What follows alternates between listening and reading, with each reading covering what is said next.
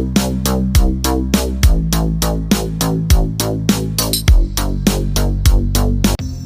everyone, balik lagi di channel Muara Sungai. Bareng aku pastinya Mr. Introvert. Di video kali ini aku akan bahas dua berita penting, yakni yang pertama adalah mengenai 20 orang kades tertangkap operasi tangkap tangan oleh Kejari bersama dengan seorang camat, dan yang kedua adalah perkembangan kasus dari korupsi anak perusahaan Pertamina yang naik ke tahap penyidikan. Terima kasih sebelumnya bagi kawan-kawan yang sudah subscribe channel YouTube ini dan mendukung aku untuk mengembangkan channel YouTube ini ya. Yang pertama yakni datang dari Kabupaten Lahat ya teman-teman, di mana 20 orang kepala desa terjaring operasi tangkap tangan bersama dengan camatnya juga sekalian ya, dan uang 65 juta rupiah diamankan pihak Kejaksaan Negeri.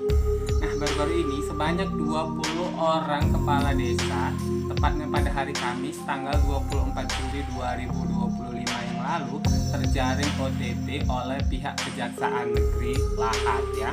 Peristiwa itu masih terus menyita perhatian publik mengingat operasi yang dilakukan oleh Kejari ini bertepatan saat para kepala desa ini melakukan pertemuan untuk rapat dalam membahas agenda peringatan hari ulang tahun Republik Indonesia yang ke-80. Seperti yang aku lansir dari portal Tribun News, dari OTT tersebut pihak Kejari ini mengamankan sekitar 23 orang ya, yang diantaranya itu ada 20 orang itu terdiri dari kades, kepala desa ya, dan dibawa ke Kejaksaan Tinggi Palembang, dan juga uang tunai senilai sekitar 65 juta rupiah yang berasal dari anggaran dana desa atau ADD. Nah, terkait OTT yang dilakukan oleh pihak kejaksaan tersebut, Sekretaris Kecamatan Pagar Gunung sendiri, Bapak John Daharmansyah, mengungkap setidaknya ada 23 orang maksudnya yang dibawa ke Kejari Lahat dalam OTT tersebut. Di antaranya adalah Camat Pagar Gunung ya, inisialnya adalah EH, aku nggak mau sebutin ya. Kemudian dan 20 orang kepala desa serta 1 orang ketua forum APDESI.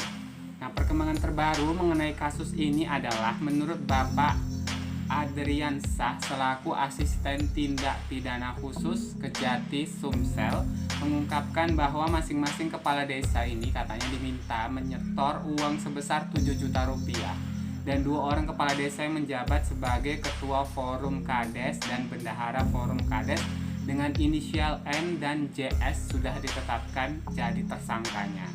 Keduanya menjadi tersangka atas dugaan adanya aliran dana untuk oknum penegak hukum. Inisial N dan JS ditetapkan jadi tersangka karena melakukan pemerasan yang dilakukan beberapa tahun belakangan ini katanya. Jadi nggak hanya terjadi di tahun ini ya, tapi terjadi di tahun-tahun sebelumnya, iuran sebesar 7 juta rupiah begitu ya, seperti yang aku kutip dari Tribun News ya. Nah, modus operandinya katanya kasus ini yakni pimpinan forum meminta diadakannya iuran dana sosial seperti untuk kegiatan sosial dan silaturahmi dengan instansi pemerintah. Para tersangka meminta agar para kepala desa untuk iuran masing-masing dalam periode 1 tahun itu sebesar 7 juta rupiah. Sebelumnya di awal periode ini para kades katanya sudah menyetor si uang sebesar 3,5 juta, berarti setengahnya ya. Setengah dari 7 juta tersebut sudah disetorkan saat ini ya, di awal periode. Nah, uang tersebut nih katanya diberikan kepada Bendahara Forum Kades. Pasti uang masuk ke bendahara dulu ya, dimana sumber dananya diambil dari dana desa di masing-masing wilayah. Pihak Kejari Sumsel saat ini masih melakukan penyelidikan lanjut guna mengungkap alur dana yang diduga mengalir ke sejumlah oknum penegak hukum atau aparat penegak hukumnya atau APH. Pihaknya juga sedang mendalami apakah praktik tersebut pernah terjadi di tahun-tahun sebelumnya, dan katanya kan sudah terjadi ya di tahun-tahun sebelumnya. Nah, lantas bagaimana sih kronologi dari kasus OTT ini? Nah, masih aku lansir dari portal Tribun News ya. Pada hari Kamis 24 Juli 2025 terjadilah itu pertemuan di kantor Camat Pagar Gunung yang membahas nih anggaran kegiatan sosial di kantor camatnya ya. Sebanyak 20 kades itu dikumpulkan dan hadir dengan membawa uang masing-masing, katanya 7 juta rupiah. Uang itu dikumpulkan di kantor kecamatan, kemudian disetorkan ke camat, disetorkan camat ke aparat hukum. Namun kepala syukurnya ya, untungnya kepala Kejari Sumsel yang mengetahui perihal transaksi tersebut menerjunkan timnya untuk melakukan OTT, sidak di tempat ya. Dari kejadian tersebut, seorang camat, 2 kasih dan 20 kades di wilayah Kecamatan Pagar Gunung digiring petugas ke gedung Kejati Sumsel pada Kamis malamnya. Dari ke-23 orang tersebut, 4 diantaranya adalah perempuan dan sisanya adalah laki-laki, termasuk camatnya ya, perempuan.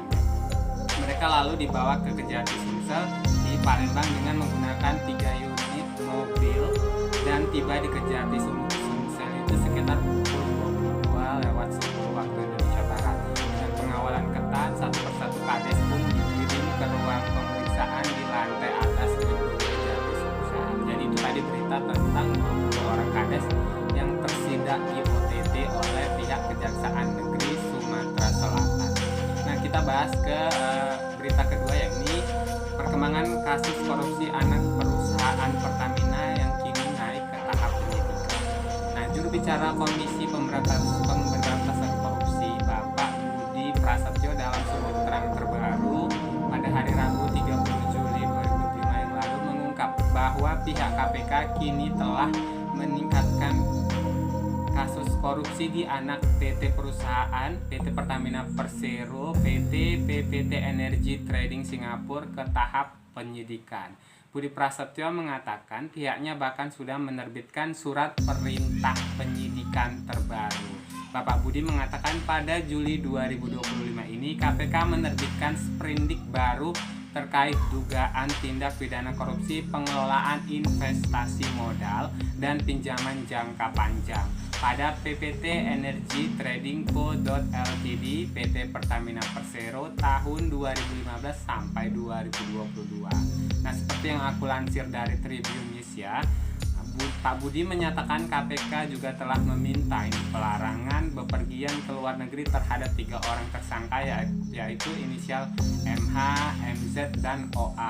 Kalau MH ini adalah dari PT PPT ET ya, Energy Trading tadi, kemudian ada MZ itu ada inisialnya adalah MZ, dan dari pihak swasta itu inisialnya adalah OA. Larangan bepergian ini berdasarkan pada surat keputusan per 24 Juli 2025 yang lalu. Tindakan larangan bepergian ke luar negeri ini dilakukan oleh penyidik karena keberadaan mereka di wilayah Indonesia dibutuhkan dalam rangka proses penyidikan dugaan tindak pidana korupsi sebagaimana tersebut di atas. Keputusan ini berlaku untuk 6 bulan. Sementara itu, PPT Energy Trading ini merupakan anak perusahaan PT Pertamina yang lokasinya ini di Singapura. Perusahaan yang sahamnya juga dimiliki perusahaan minyak dan gas Jepang sempat terseret dalam kasus pengadaan dan penjualan gas alam cair ataupun liquefied natural gas yang menjerat ex-direktur utama PT Pertamina Karen Agustiawan.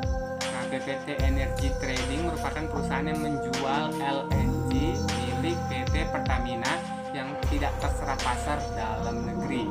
LNG itu dibeli PT Pertamina dari perusahaan asal Amerika Serikat yang bernama Corpus Christi. Nah, Managing Director PPT Energy Trading Singapura periode 2015 sampai 2021, Bapak Arif Basuki dalam sidang Karen menyatakan perusahaan itu emang dijual khusus untuk menjual LNG yang dibeli PT Pertamina dari Corpus Christi. Dalam dakwaannya, jaksa dari KPK menyatakan penjualan gas itu merugikan PT Pertamina karena harganya di bawah harga pasaran. Jaksa menyatakan kerugian negara dalam kasus ini senilai 113,84 juta US dollar, ataupun kalau dirupiahkan itu adalah sekitar 1,77 triliun rupiah. Karen Agustiawan sendiri pun saat ini sudah mendapatkan vonis sekitar 9 tahun penjara ya teman-teman dari Pengadilan Tipikor pada Juni 2024 yang lalu. Mahkamah Agung kemudian memperberat vonis dari Karen ini menjadi 13 tahun penjara pada Februari 2025. Nah, itu dia tadi dua berita ya yang pastinya berbeda. Yang pertama yang pertama itu dari 20 orang kades ini di sidak ya, kena OTT dari Kejaksaan Negeri Lahat. Kemudian yang kedua adalah perkembangan dari kasus anak perusahaan Pertamina. Nah, kalau menurut kalian bagaimana gitu ya, semakin hari ini semakin banyak sekali kasus korupsi yang terungkap gitu kan, atau ada lagi kah kasus korupsi yang bakal terungkap? Kita doakan saja semoga KPK maupun pihak kepolisian ini segera bisa mengungkap kasus-kasus yang tidak terungkap teman-teman, karena memang mereka tuh merugikan negara sekali, apalagi ditambah di zaman ini ya, di saat ini harga-harga pada naik gitu ya, masyarakat yang miskin tambah miskin, koruptor yang kaya semakin kaya gitu kan. Jadi kesenjangan sosial itu sangat terasa sekali saat ini di masyarakat kita. Semoga satu saat yang namanya korupsi itu sudah tidak ada. Dan aku akan terus mengabarkan kabar-kabar mengenai berita-berita teraktual ya yang bisa aku kabarkan.